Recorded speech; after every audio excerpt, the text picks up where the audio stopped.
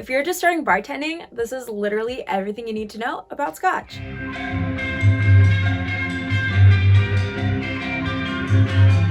First things first, we're going to go over a super brief history lesson. Scotch has a very similar start in history when compared to Irish whiskey. In the 12th and 13th century, Irish monks were traveling around to neighboring countries while experimenting with distilling perfumes that were mostly intended for medicinal purposes. Somehow, in these experiments, they were able to create alcohol. Eventually, the monks made their way to Scotland, and the Scottish also learned these processes. When looking at whiskey with a Y spelling, Scotch was the first of its kind. Scotch started off being made in small quantities and in private. Eventually, King James IV was noted to drinking aquavitae, also known as ishkabaha, which is a term meaning water of life that is used both in Irish and Scotch whiskies. And not too long after that, whiskey became sought after by the general public. Like many popular things in society, there were taxes to follow, which also helped pay for some of the wars that were happening at the time. And along with more taxes came riots, and people started smuggling alcohol to keep tax collectors off their backs.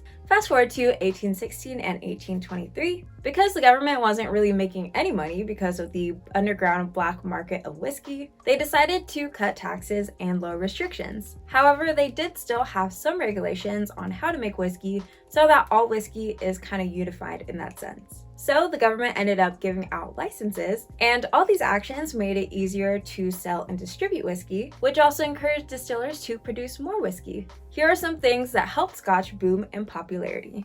In 1830, an Irish inventor named Aeneas Coffey created the coffee still, also known as a continuous still or column still. He brought it over to Scotland, where the Scottish fully embraced the idea because it meant that they could distill whiskey quicker and more efficiently. Brands like Johnnie Walker's, Dewar's, and Chivas used this invention to make blended whiskey. And because the coffee still was so efficient, it made blended whiskey more readily available, which made it easier to export around the world from Asia to the Americas. Although blended Scotch was the first main selling point in its popularity around the world, it also led to the popularity of single malt Scotches too. From the mid to late 19th century, the phylloxera epidemic was depleting the wine and cognac industry in France, which caused people to drink Scotch, and eventually it became their drink of choice anyway. In 1920, the US Prohibition began, and because the US couldn't make their own whiskey, mobsters had to funnel in whiskey from other countries, Scotch being one of them. In the 1950s and 60s, the world wars had just ended, and people in the US and Europe wanted to drink. Scotch was so popular that production increased 5 times the amount as before, and this time around, people were interested in specific brands and their expressions, and they even toured the distilleries. Fast forward to the 1980s and 90s, there was a worldwide recession.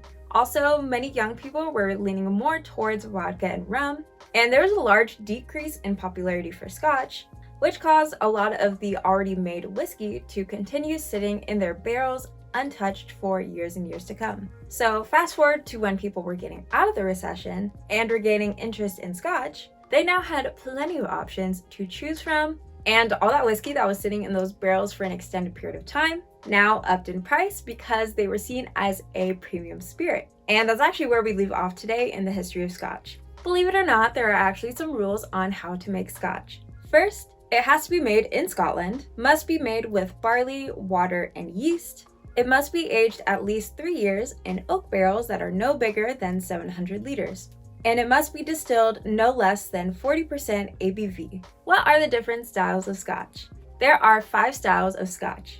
But first, I do want to explain a couple definitions because it'll make explaining the styles a little bit easier to understand. So in Scotch whiskey, single means made at 1 distillery, blended means made at 2 or more distilleries, malt refers to malted barley, and grain refers to barley that's malted and unmalted, and other cereal grains like wheat, corn, or rye. First up, we have single malt.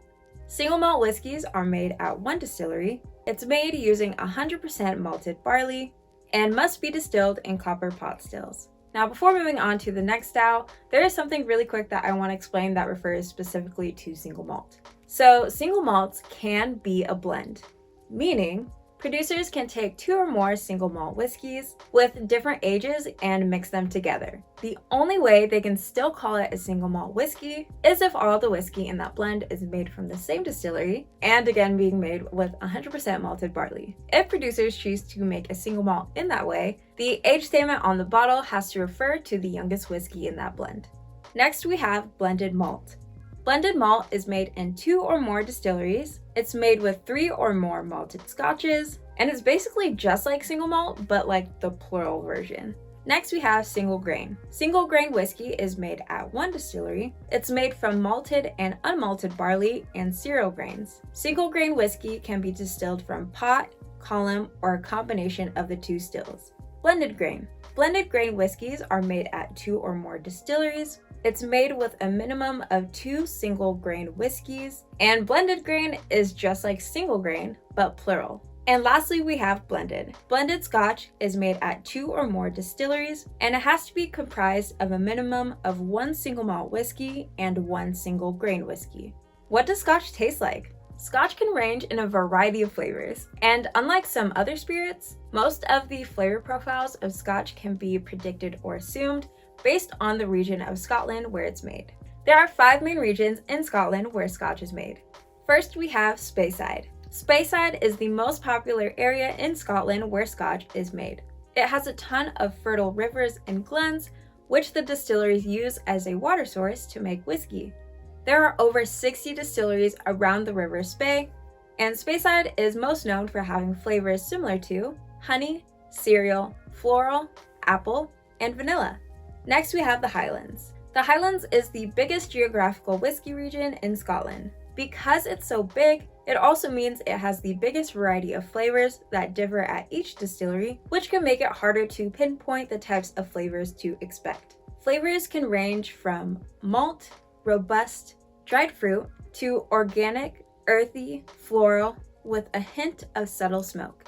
There's also a sub-region in the Highlands called the Islands, which are more coastal. The Islands isn't an official region recognized by the Scotch Whisky Association, but many people think of it as its own category. The typical flavors of this region are sweet, citrus, honey, salt and pepper, herbal, fresh, marine, and lightly peated. Moving on to the Lowlands. The Lowlands are geographically south of the Highlands, and it's the second biggest region. Flavor-wise, they have notes of malt, caramel, spice, floral, crisp, and grassy. Next we have Campbelltown. Campbelltown was originally the whiskey capital in Scotland, but since World War I, they only have 3 distilleries left. Flavors of this region include vanilla, toffee, dried fruit, sea salt, light peat, and smoke. And last but certainly not least is Islay. Islay is known for bringing the smoke. If you hear people talk about smoky whiskey, they're probably talking about Islay. And because Islay is an island, you're gonna get a lot of marine-like flavors of seaweed, sea salt, brine, vegetal, medicinal, and especially if they used peat, you're gonna taste the dense flavors of charcoal and smoke. The use of peat is what brings that smoky flavor to Scotch whiskey. Peat is essentially decomposed moss that kind of looks like bricks of dirt, and during the process of making Scotch, they use peat to dry out the germinated barley, which then creates a unique flavor and scent. Although Islay is known for the smoke, not all Islay whiskey is peated, just FYI. How is Scotch made? First, they take barley, and it gets chopped up and mixed with hot water in a mash tun to create a porridge-like consistency. Then they separate the sweet liquid called wort from the solids, and the wort gets transferred with added yeast into washbacks to be fermented into wash from anywhere between 50 to 120 hours. Then they take the wash and it gets distilled in pot or column stills at least 2 times. Then the whiskey is put into barrels that were once used for bourbon, port, sherry, or rum oak casks for a minimum of 3 years. One more thing to keep in mind about Scotch is the higher the age on the bottle means it's going to be more expensive. So usually it's better to sip on those neat.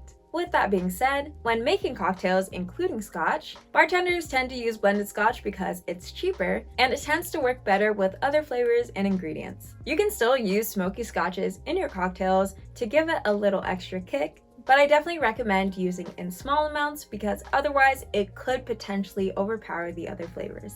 Alright you guys, that's pretty much it for everything that you need to know about Scotch whiskey if you are just starting bartending. I'll see you guys in my next video in this series. Stay fly!